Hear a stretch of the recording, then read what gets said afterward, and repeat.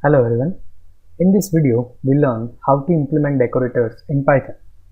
A decorator is an interesting feature of Python which helps us to add functionality to an existing code. Before we start anything about decorators, we need to understand some prerequisites. As you know, everything is an object in Python and functions are first-class objects. Here we are going to cover a couple of things about the function. The first thing, which is we can assign our function to a normal variable. So let me design it. Simple function, and it has a message which prints hello. Now I'm going to assign this function to a normal variable. When I'm going to call this function in this manner, let's see the output. The output says hello, which means this A has now reference of this simple function. This is part 1. Now, in the second part about the function, what we are going to implement is we can create nested functions, also known as inner functions.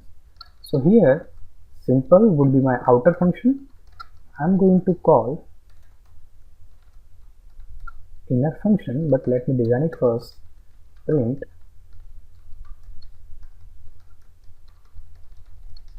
inner function called, and here I'm going to call the inner function simple call, and see the output is inner function called, which means what? We have called an outer function, but in the part of outer function body, inner function has been executed, inner function has been called, which means that inner function would be executed and the output would be inner function called. So this is what inner function is. The third part about the function, which is a function can return a function. So let me modify this function and write return statement over here, return inner function. So when I'm going to call this simple function returns something, and it returns actually an inner function. So what I'm going to do is I'm going to write a variable in which I can store something, and then I'm going to call that function. So when I run this program, the output would be again inner function call, which means what? Now we have called simple function. Inside that simple function, we have created inner function, and the outer function, which is simple, it returns inner function.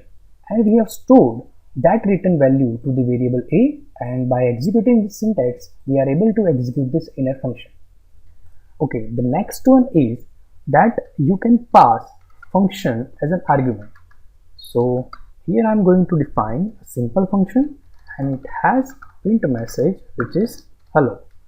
I'm going to create another function which is, let's say, outer, and this function accept function as an argument, and here I'm going to call the function.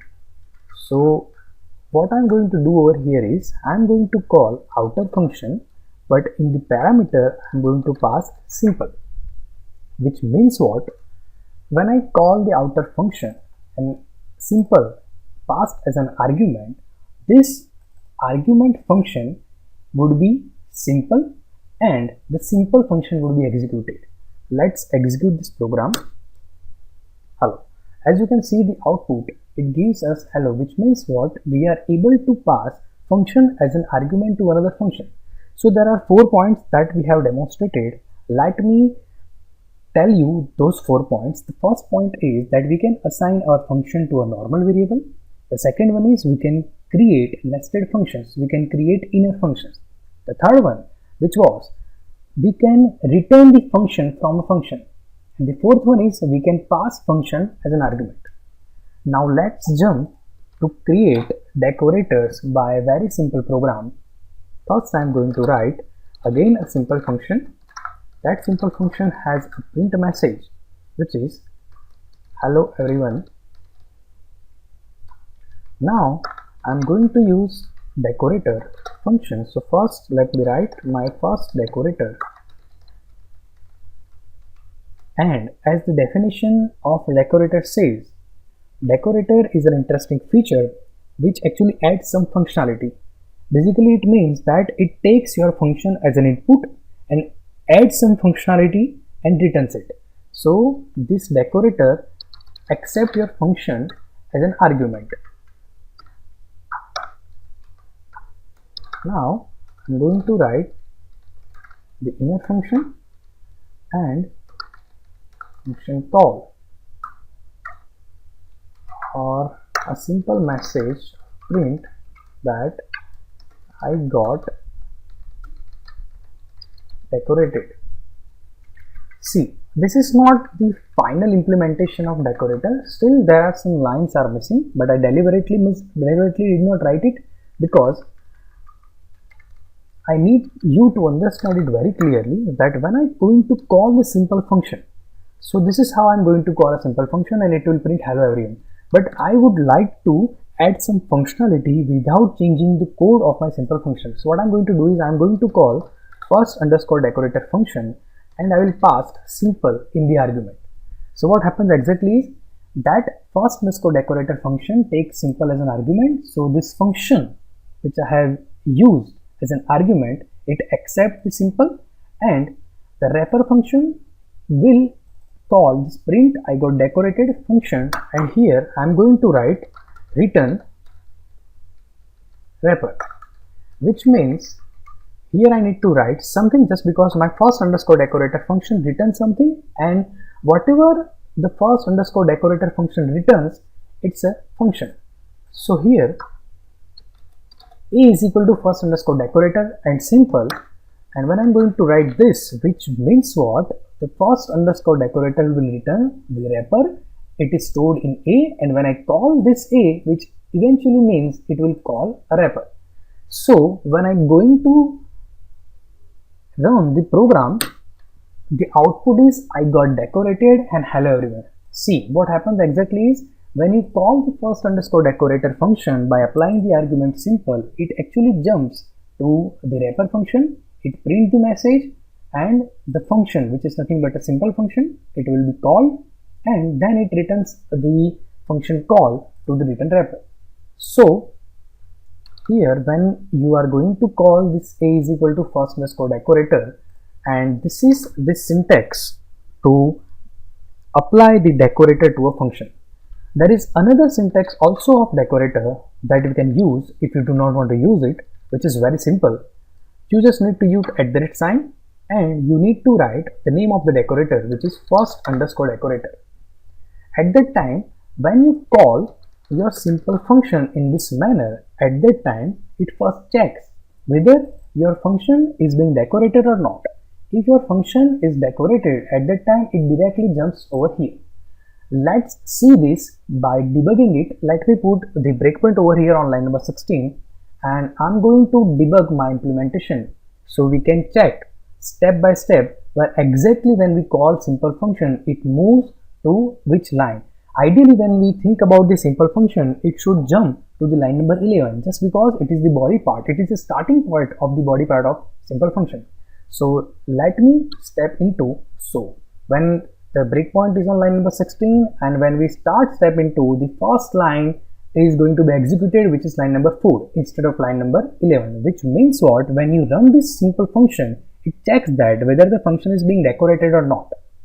If that function is being decorated, which means that directly jumps to this line, line number 4. So that message will be printed. The next line is function, which means our simple function, it comes to line number 11, back to the function call, and then the calling function simple. So this is how the decorator works. This is very simple case. Now we need to understand one more thing over here. Let the aim of this program is adding of two numbers. So when I'm going to write number 1 comma number 2 over here and print number 1 comma number 2, which means I would like to perform addition of number 1 and number 2. So here my simple function accepts two arguments. So what we need to do is we need to supply arguments over here as well. So here I'm going to write a comma b, and when the function called I need to write a comma b, and here 8 comma 9. So ultimately the target of the program is to perform addition of 8 and 9. So the output would be 8 plus 9. So let me remove the breakpoint. When we are going to execute this program, the output would be 8 plus 9, and let's see the output. The output is I got decorated and 17. We got the expected output. But think about one case where we are going to use a decorator for multiple functions, and all the functions are accepting 1 or 2 or 3 or 4 arguments. So what we need to write in the decorator part? This is the problem. When my one function accepts 2 arguments, another function accepts 3 arguments, so at that time we cannot use a single decorator for all the functions. But Python has the solution. Python can use positional arguments and keyword arguments. So here we need to write this positional arguments and keyword arguments. Okay, let me run the program again. See the output. I got decorated and 17, which means what? When you know that you are going to use the decorator for multiple function, and those function may accept the argument and you do not know the number of arguments. So at that time it is better to use this positional argument and keyword argument. Okay. Now suppose that simple function does not want to print the result. It actually returns the result number 1 plus number 2. So when I am going to call this function returns something, so I need to print the result. But here the simple function 8, 9, it directly goes to the wrapper function just because it got decorated, and it prints the message print I got decorated, the function call. Here this simple function returns something. So what we need to do is we need to store some return value over here, and we need to write return x, or you can also write the direct statement return and this function call. But to make it very simple, I have created 2 lines, x is equal to function and the function call and return x. So let's run the program again. I got decorated and 17. Let's check the number of argument concept again. Here I am going to write num3. In calling I am going to add 10, which means now I would like to add 8 plus 9 plus 10. So I do not need to think about the argument over here. So when I am going to run this program, see the output is 17. Oh, actually this is just because I forgot to add num3 over here. So when I am going to run this program, the output is I got decorated 27. So this function simple now accept 3 arguments, but the wrapper function does not need to change the code. So this is what the decorator, and this is how we can implement decorator. But this is very simple example I took just to explain you, because as the definition says, we can add the functionality to existing code without modifying the code. So here we are not going to implement the actual case, but let me give you one exercise over here that we are going to definitely cover in the second video. So the exercise is, you need to count the time of the execution time of a function. For an example, that function counts the factorial, let's say, or the function finds the square or cube, whatever the aim of the function is. But what you need to do is, you need to find start time, you need to find the end time, and you need to evaluate the execution time taken by that function. But you are not going to write the timing lines in that function. What you need to do is, you need to create a decorator, and inside the decorator you can write the line to save the starting time, save the ending time, and finding the difference between ending and starting, so we can get the time taken by that function. What we can do is, later on we are going to use the same decorator for more than one function. Yes, it is possible to use the same decorator for more than one function, and it is also possible that more than one decorators can be decorated in a single function. But that what we are going to cover in the next lecture, and for that you need to implement the exercise. As I said, I repeat the exercise, you need to create one function, one decorator. Inside that function you need to perform the aim, the specific aim, and you need to count the time, you need to measure the time, that how much time taken by that function. but that number of lines you are going to write inside the decorator. So what we can do is we can use this decorator to measure the time of another function. I hope you got it. In case if you have any doubt, you can ask the questions in the comment. Thank you.